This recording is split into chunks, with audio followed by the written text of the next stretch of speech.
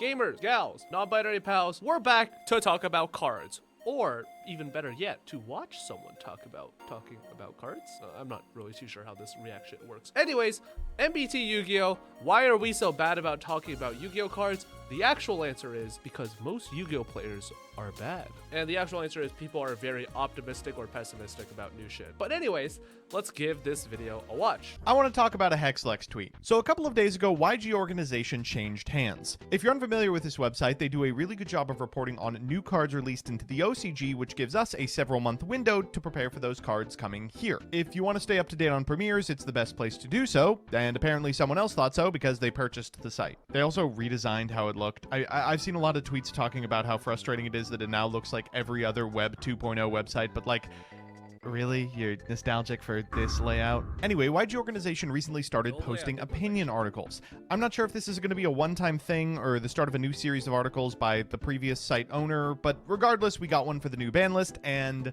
as Hexlex points out in this tweet, it's not very useful. This article is meant to be a bit of an explainer for the new Yu-Gi-Oh! Forbidden Limited list that goes into effect on January 1st, 2024. And it does so by going through each individual hit and offering a little bit of the author's insight into why that hit happened and what it means for the upcoming format. Except it's not written as a technical text explaining a ban list, it's written as like a giant bomb article. And this kind of shit. There's gamer-adjacent AVGN-style takedowns just sort of peppered in with actual insight, and as a result, it occasionally ends up a little difficult to read. I will say it's very interesting what the course of like what gaming journalism has looked like over the years, because like for a very long time, like gaming journalism was like it was kind of boring in the sense where it was just like raw text like Pong sure is a game, am I right, fellas? And then it became like YouTube and MTV and like G2, like fucking whatever that TV channel was called, started showing up with like super epic gameplay and like MLG super awesome. Like that's when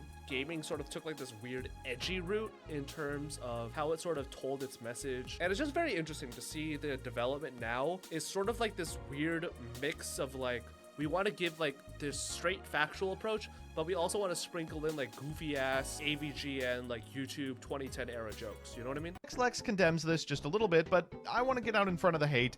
I think this article is fine. I think this article is very successful at what it sets out to be, which is one person's sarcastic takedown and opinion piece about the new list. In the resultant discussion, however, I found that people not only thought the article was bad, but they didn't really have a good vocabulary for explaining why it was bad. That's because they couldn't separate the badness of this article from the badness of over a decade of Yu-Gi-Oh! Content. This article is just one more in a pattern of years of Yu-Gi-Oh! Reporting that has largely usurped informative articles with content creator style sarcastic jabs at whatever they're talking about. This kind of begs the question, why are Yu-Gi-Oh! Players so bad at talking about Yu-Gi-Oh! Cards? Articles like the one in the Hexlex tweet are so emblematic of just how weird Yu-Gi-Oh! Reporting has gotten.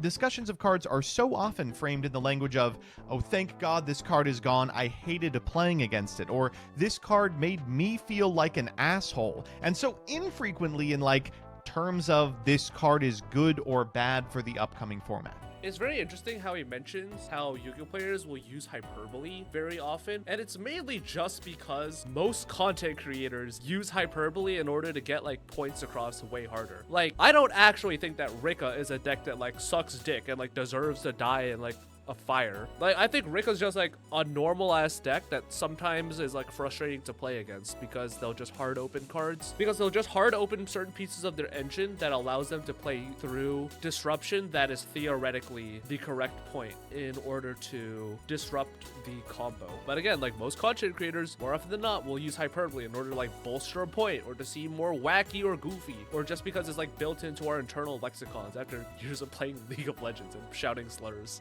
At talking about the cards that we use to play the game that we all love. And thankfully, I think there's 3 reasons for this, which means we can sort them into categories that will be separated by a title card now.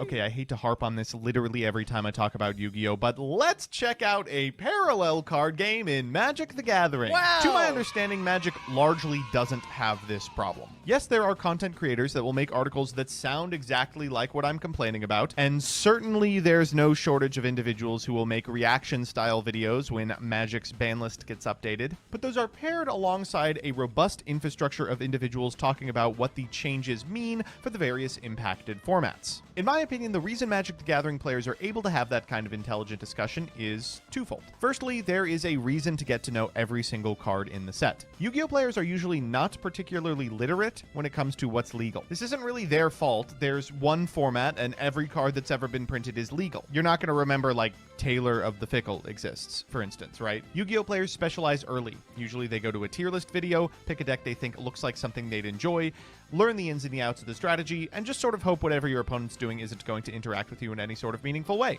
If you play a deck like MathMech that occasionally gets new pieces of support but isn't itching for anything new, you could go like literal years without reading or learning any of the new cards. Inversely, if you want to play competitive Magic the Gathering, you are working with a much smaller card pool, and as a result you need to be much more familiar with what cards play what roles. If you want to play one of Magic's limited formats, you are going to need to know what cards are good in that format, why, and in what scenarios you will pick those cards for inclusion into your strategy. That actually is a very, very good point, because the fact that Yu-Gi-Oh only has one centric format kind of makes it so players only need to know this card is good. Like again, like you don't need to know what Taylor of the Fickle does, because it's just not a card that you will ever need in any capacity 99% of the time. But in Magic, every single format is so different that you just have to know. You just have to know how to play each format in its own unique style, because cards in one format can be infinitely better or worse in another format. Like one of the biggest problems I had was at TwitchCon when I was doing Magic the Gathering drafts for, I think it was like the Lord of the Rings set, the Universes Beyond. I got my fucking ass beat like there was no tomorrow, just because everyone knew how to draft better than me. And even though like my polls were like relatively decent, I just didn't know how to deck build or draft correctly. It's a very unique experience that only Yu-Gi-Oh faces, because every single other card game has some sort of set rotation or format differential. Which dovetails nicely into the second reason that I think they're able to have this conversation more effectively. Cards in Magic the Gathering are powerful based on what format they are being played in. Something that's strong in Standard might not be very strong in Modern, or something that's strong in Modern might not have legs in Standard. This means that every single card that is released is going to be scrutinized from a bunch of different angles. Is it playable within a draft format? Is it playable in one of several constructed formats with wildly varying power levels? And in doing so, Magic the Gathering players develop a skill for card evaluation that has to be practiced even by casuals. I can't make that clearer than the fact that there are entire formats dedicated to rewarding that expression of skill, evaluating cards and then deck building afterwards. Yu-Gi-Oh players don't actually ever have to exercise that part of their brain. It's really difficult for people to elucidate specifically why individual cards released in a new set are bad if they've never developed the underlying skills necessary to declare why any card is good or bad, or in what context it could be played. There's no limited format, there's a culture of net decking in Yu-Gi-Oh, which brings me to... You know, at some point I'm gonna have to talk about how I'm part of the problem. But not today! So Yu-Gi-Oh content has just sort of shaken out in a very specific way over the last 5 years. Since COVID, and I'd argue maybe a couple of years before that, people have cared a lot more about content creators and their opinion than they've cared about the actual underlying card game. Now, I just want to get out ahead of admitting I'm part of the problem. I think that's fine. God knows caring about the progression series in 2020 was a lot more fun than whatever Cecil format was, but it comes at the cost. 2020 was a lot more fun than whatever Cecil format was. What the fuck was Cecil format? Oh, Secret Slayers for... Oh my god, I was like, Cecil? Like from fucking Invincible? Oh my god, Secret Slayers format was something absolutely demented that you just had to fucking... You unironically just had to block this shit out of your brain. Just looking at this list, I was like, yeah, I don't think I missed this format very much. I could go into an entire fucking tirade about why Secret Slayers format was one of the worst formats in all of Yu-Gi-Oh's history that we all just collectively forgot about, because it was just that bad. Just insane of a power creep in the terms of like what decks could do. And in this case, decks could do literally anything and everything. but it comes at the cost of consistent competitive content. I'd argue that a lot of the reason why people don't feel motivated to write something like an article series interrogating the underlying assumptions of the pendulum strategy, why every pendulum deck just loads up on extenders, why people are allergic to non-engine, why for some reason almost every pendulum strategy, regardless of how it's designed, feels like people are trying to force it into the mold of Build-A-Board, is because regardless of what you say in that article, the comment section is going to look the same. People are going to be typing penned best deck because they heard a YouTuber say it once. That's why a lot of these articles mirror the same type of language that you would see in a YouTuber-style breakdown. The people who are writing it are responding to the wants of a community that has largely displayed they want to see the Bussy Boy and Farfa argue for the 50th time more than they want to see a breakdown of what the Sun Avalon combo actually looks like. The domination of individual personalities and the decks that they champion also dovetails nicely into the third problem.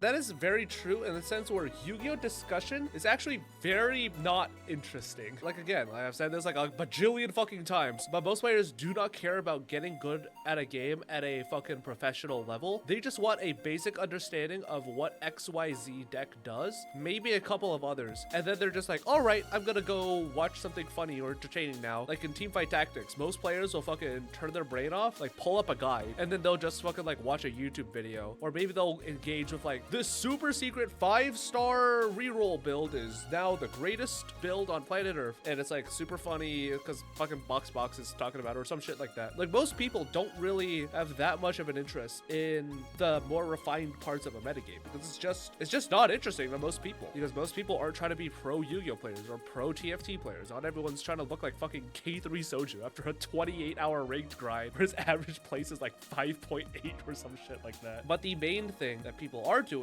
is watching creators at a casual level, because most creators do engage with Yu-Gi-Oh in at most a semi-competitive, semi-casual level where they are accepting to both halves of the communities or the greater parts of both, in which, you know, competitive players get to have someone to watch for, you know, just something Yu-Gi-Oh adjacent to watch, and some casual players get something to watch for the same exact reasons. So we talked about Magic in the first third. I'm now going to talk about Pokemon. Yu-Gi-Oh has a lot of the same baggage as Pokemon. Competitive Pokemon is super interesting and engaging, but regardless of how interesting or creative the teams that people come up with are, the comment section of every Weedle Twineedle video is going to have a couple of references to a Pimp Night video that released in 2007 where a Magikarp swept a team of Ubers. There's this residual you have to win with your favorites attitude that's very pervasive among the Pokemon and Yu-Gi-Oh playing casual fanbase, but also kind of leaks into the competitive fan base as well. Sure, a significant amount of commenters are incapable of talking about a card like Mathmech Circular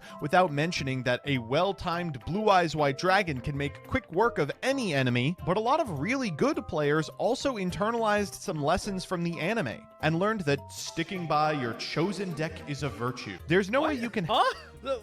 Name one fucking person who's like, not even okay. Two of the biggest fucking dick writers on planet Earth do not even say that anymore. Fucking Farfa and Triff Gaming. One of them named their fucking channel after Burning Abyss, and the other one is responsible for a fucking subculture of Yu-Gi-Oh Andes who repeat fucking pen best deck. They don't even play those decks anymore. Farfa plays like fucking Tier Limit, and Triff plays fucking 60 card like Snake Eyes Vanadium. Like, I have never, like, outside of exactly fucking Korean or maybe like Jess, I have never met a single individual who's like, I am gonna play this one deck until the day I fucking die. Wow, I'm starting to think that a lot of Labyrinth players really like Labyrinth, me included. I do have this deck max rarity. And also amass the breadth of understanding necessary to speak from a position of authority about a whole bunch of other decks. All of this coalesces into a weird, frustrating mess. There's no articles about the fallout of the list, except for ones by people unfamiliar with what the decks impacted do, but those articles are published even though they don't contain anything particularly helpful, because you gotta publish something. That's how Yu-Gi-Oh content works. They got a Guido. Remember that meme? But the end result is the same. A community of gamers that are really, really bad at talking about their game pieces. I know what you're probably thinking. Okay, Joseph, Yu-Gi-Oh players can't explain themselves in a way that's satisfactory to you. Why is that my problem? Well, I think there's consequences to this. Yu-Gi-Oh players being bad at elucidating why cards are good and important for their decks betrays a larger problem, where Yu-Gi-Oh players straight up do not know why they are playing the cards they're playing. They know what a completed deck looks like, and they can get good at wielding the tools that are available in their arsenal, but they lack the neural pathways necessary to explain why each card is in each slot and why other cards shouldn't be there. And the few people in the community that do have that ability aren't writing articles. They're racking up YCS wins. There's a lot that Yu-Gi-Oh has to do if we want to be taken as seriously as a game like Magic the Gathering when it comes to competitive play. Certainly as players, a lot of that is out of our hands. Giving the platform necessary to individuals who know what they're talking about and are able to describe it is something that we're not going to be able to do at a local level. But one thing we absolutely can change from the perspective of an individual duelist is our mindset. It is good to practice skills like card evaluation that usually don't get tested. It's a strength to be able to elucidate why every single card in your deck is important without pointing whoever's asking to a Jesse Cotton video. And only when that understanding is commonplace will we finally receive Yu-Gi-Oh reporting that doesn't read like a Maddox article from 2009. That's it. See ya. I do kind of agree with the idea that most people will just look at a deck list and they'll just be like, I know how to play Labyrinth, or why we're not main decking like Terrors of the Overroot anymore, or stuff like that. People just kind of look at a deck list and be like, well, this is now my gospel. And I do think that people developing those skills is like the next level if someone does want to be a competitive, super well-respected whatever player in their respective region. But again, most people aren't really looking for that, unfortunately. Although it does kind of detriment the current playing field slash average level slash skill level or whatever of Yu-Gi-Oh players as a whole, people who are actually competitively seeking out these options will find the resources necessary in order to step up the game. Again, he mentioned Jesse Cotton. There's also, you know, Joshua Schmidt, who's arguably the biggest Yu-Gi-Oh content creator to ever fucking emerge at this fucking rate. Like, he fucking smoked everyone. It's crazy. But again, that's my 2 thoughts on why Yu-Gi-Oh players are bad at Yu-Gi-Oh. Let me know your guys' thoughts in the comment section down below, and that's gonna be it for this video.